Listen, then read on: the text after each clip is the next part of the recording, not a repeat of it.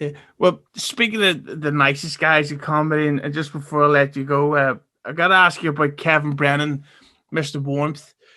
You touched on it a little bit earlier with the fact that the guy is fucking permanently fighting with everyone, sometimes literally physically. Uh, for you, when you go on his show and he's like going after Dave Landau and he's like really going hard. Pardon, that's just me being hilarious. And then he's going after Chrissy Mayer. He's got all this shit going.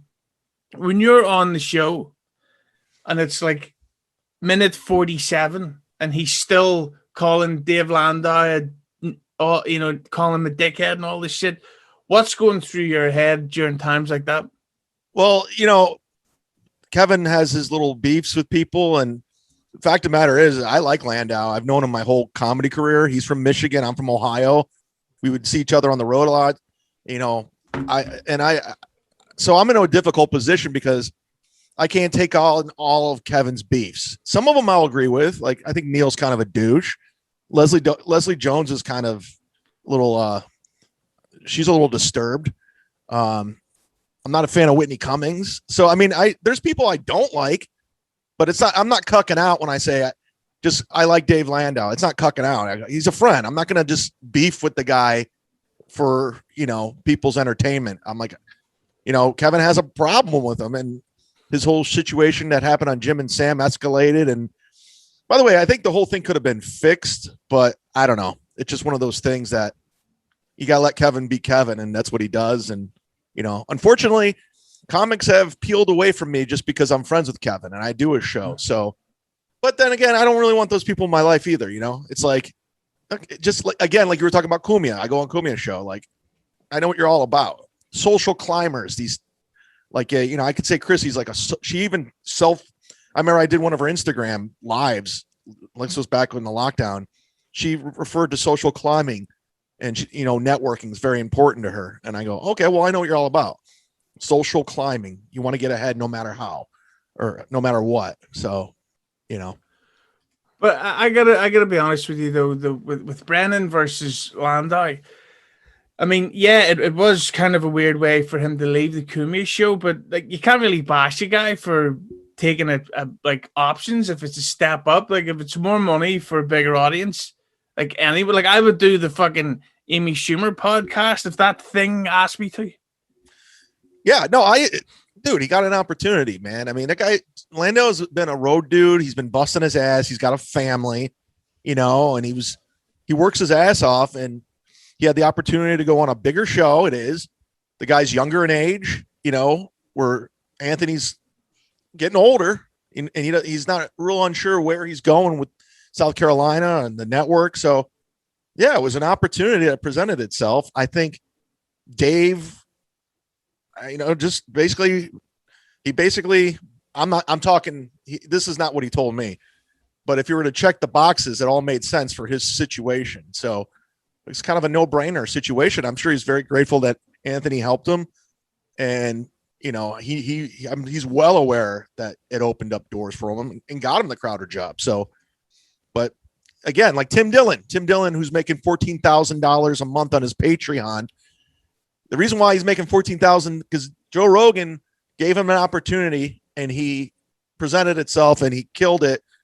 And same with Dave. Dave went on Crowder opportunity. So you take advantage of these opportunities. You have to in this business. And then it seems like the recent guy that Brennan's going after, Bob Kelly. Is how legit is that, or is that just ball busting? He's been going after Bob Kelly since the podcast started. So it's just been an ongoing argument. It hasn't ended.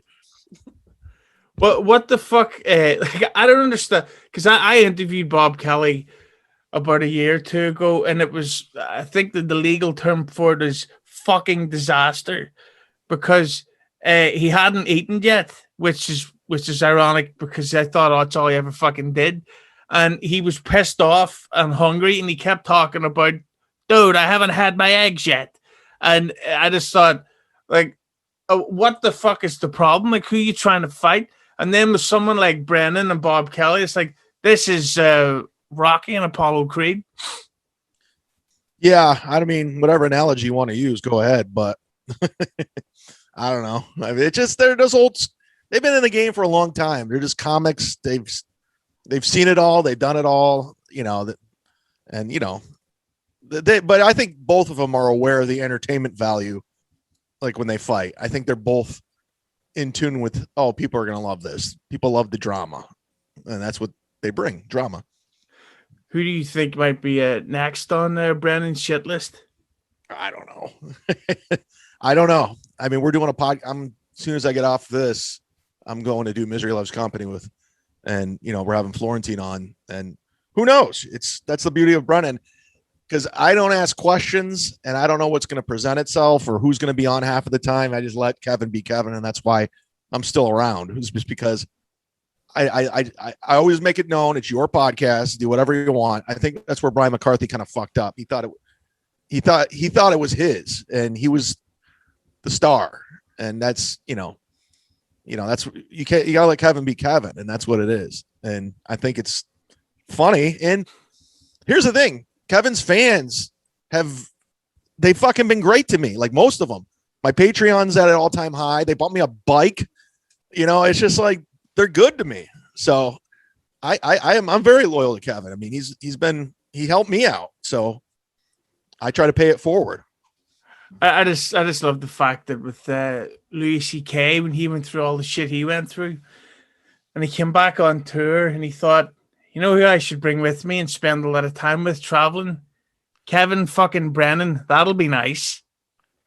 Yeah, Kevin, he's actually he's a cool dude. Like off mic, you talk sports with him, and he's like, I remember one time before his roast, like we went and got some food at Sammy's Noodles. And we're just bullshitting about things, and he's a good guy at the end of the day. A lot of people don't see it. Yeah, he seems like a decent guy, but does he only have that black sweater? I don't know. I don't know. I demand I want like a fucking, what do you call him, Tommy Bahama polo shirt by the end of the year.